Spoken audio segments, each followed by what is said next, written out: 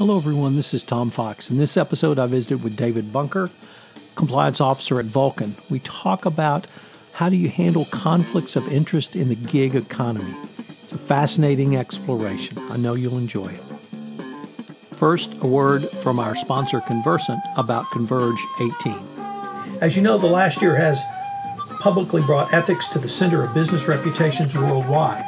With the acceleration of the speak up culture and organizational accountability that social media is enabling and amplifying, companies need to incorporate integrity into every level of their organization. CONVERGE18 is helping organizations to do just that by addressing ethical transformations head on. This event will be held in Denver, Colorado from October 8th through 10th. At it, you will be able to network with 300 of your peers, including C-suite executives, legal professionals, HR leaders, and ethics and compliance visionaries. Gain insights from 35 speakers, including such prominent speakers as Wei Chen, Steph Vogel, the NBA's Deputy Chief Compliance Officer, and Carol Switzer, President of OSEG. You will bring home actionable takeaways to your compliance program from a variety of sessions, including 2 keynotes, 5 general sessions, 12 based roundtables, and 18 interactive breakout sessions for you. You can get more information on CONVERGE18 at Conversant's website, conversant.com. Listeners to this podcast will receive a 50% discount to the event. Use the discount code TOMFOXVIP. That's all caps, TOMFOXVIP. Hello, everyone. This is Tom Fox, back again for another episode. Today, you're in for a real treat because I have David Bunker. David is the compliance officer at Vulcan Inc. I've known David a long time in the compliance space. He's one of the top compliance professionals around, and he is going to visit with us today on a topic that I don't think many compliance officers have really thought through, but I think it's going to become more and more important, and it is managing conflict of interest risks in the gig economy. So, David, first of all, thank you for taking the time to visit with me today. It's a pleasure, Tom. So, David, I think most of our listeners are going to be somewhat familiar with the gig economy. They're certainly going to be familiar with the types of work structures that millennials or even people like myself who are independent contractors do, where we work for multiple different clients, maybe overlapping, maybe one at a time, maybe serial. But you as a chief compliance officer or compliance officer and as, frankly, an employer of these types of people, how would you think through the managing a conflict of interest, and why is it different than, say, a traditional employer-employee role? I think it's really just thinking through that they will have these other roles and they can be beneficial. And it's just making certain that we really focus on where are the real conflicts, not just that they're working somewhere else as well, or they've got another interest outside of work. Does that really do us any harm? And if it's not doing us any harm, that's all good. These people are looking for many sources of income in many cases. Other times it's just purely for interest. And that should be encouraged. Yeah, this makes people a better rounded individual. It helps them to be who they want to be in society. Well, David, it sounds like to me you've just described a risk management process. Would that be a fair assessment? Yeah, that's fair. And that's exactly how we got into this. We did a risk assessment, and this came out as our biggest risk, biggest unmanaged risk. And so we put in a process to bring it into the daylight so we could then manage it through. And, we built guidance as we went through, but many of these things are so different from each other. You have to treat it quite independently because somebody's role and their role outside of the company will just mean that the conflict is quite different. But if you go into it with an open mind, you can find some interesting things and build it out. So, David, we've actually had FCPA enforcement actions involving temporary or contract employees. We've certainly had the example of a few years back with the NFL referees went on strike and they had temporary referees in, and there was questions around whether they had been properly trained. But it sounds like to me this is a little bit different because you are taking the information provided to you and then managing that risk. How do you, as the compliance officer, have visibility into the hiring, literally in a gig economy? You're in Seattle, so I assume that is not an unusual aspect of a hiring situation in Seattle. No, we have that all the time. It's just normal here. It is a challenge, but we look at it that if somebody's here, as soon as they're doing certain amounts of work for us, we have to manage that risk. So if we pick on cybersecurity, if they are going to be inside our IT infrastructure, we have to train them on cybersecurity. If they were going to be approaching a foreign government on our behalf, we'd have to train them on FCPA. The difficulty is understanding their roles sufficiently well so you can apply the training.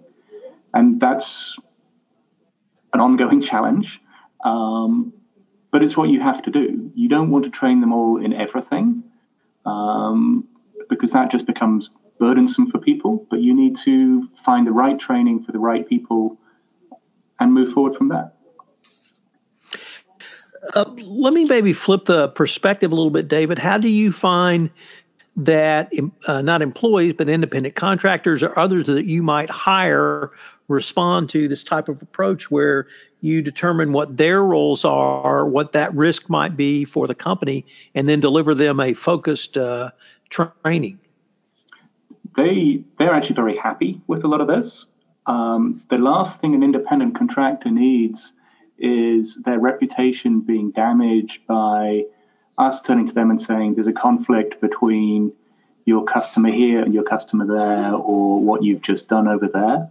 They need to know where those lines are, and we need to be clear to them what we're expecting. And if you do that appropriately and respectfully, they're very good with it. And yes, it will at times bring up some difficult conversations, but it's better to have those difficult conversations when you're still all being polite to each other rather than having a big fight later on. So it just enables you to bring these things into the open and manage it better. That's really our aim. David, are you able to deliver this risk management process through your HR or hiring process? And by that, I mean, is that where the initial conversation would start to determine or identify potential conflicts of interest and then explaining the policy? Or is that something you as the compliance officer would actually do?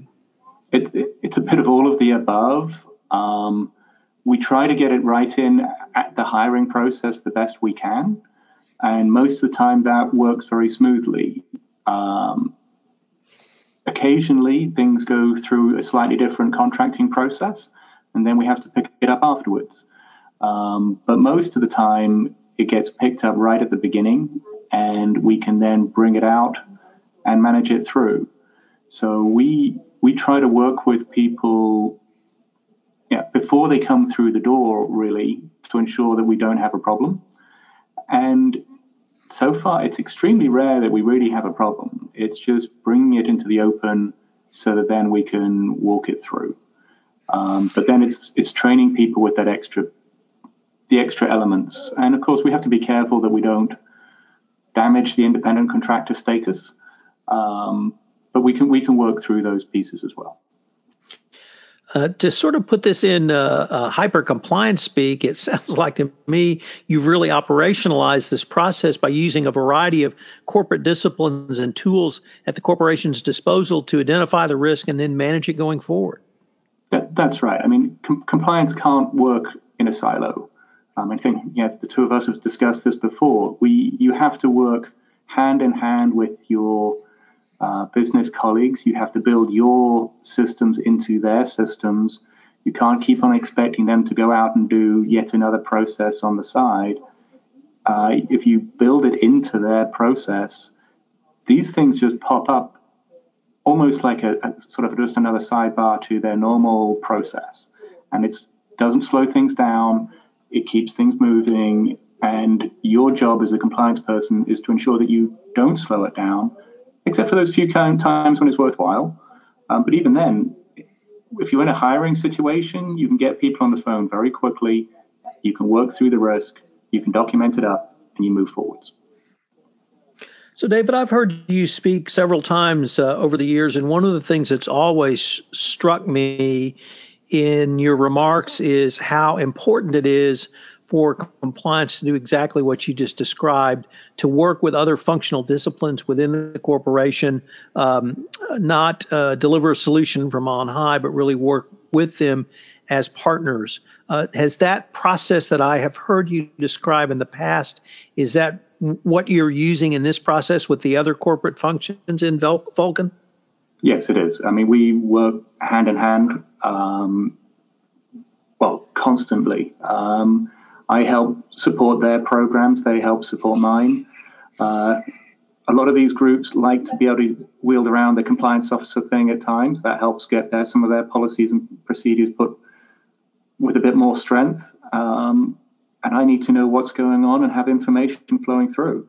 So we all have to just help each other, and that way we can make things better for the company, but also keep it practical, keep it real to real life. If we're not careful, compliance can be a wonderful, ivory tower. We have to get down into the weeds to really help people through. Well, David, unfortunately, we're near the end of our time, but I really wanted to thank you. This has been a really most enlightening conversation, and I look forward to continuing this discussion. I've been visiting with David Bunker, the compliance officer at Vulcan Inc. David, thank you. Thank you, Tom. It's always a pleasure. Hello, everyone. This is Tom Fox again. I hope you've enjoyed this episode, and I hope that you will join me at Converge 18. Once again, you can get up to 50% discount to Converge 18 by using the code TOMFOXVIP. That's TOMFOXVIP. Thanks again for listening, and I hope you'll join me again.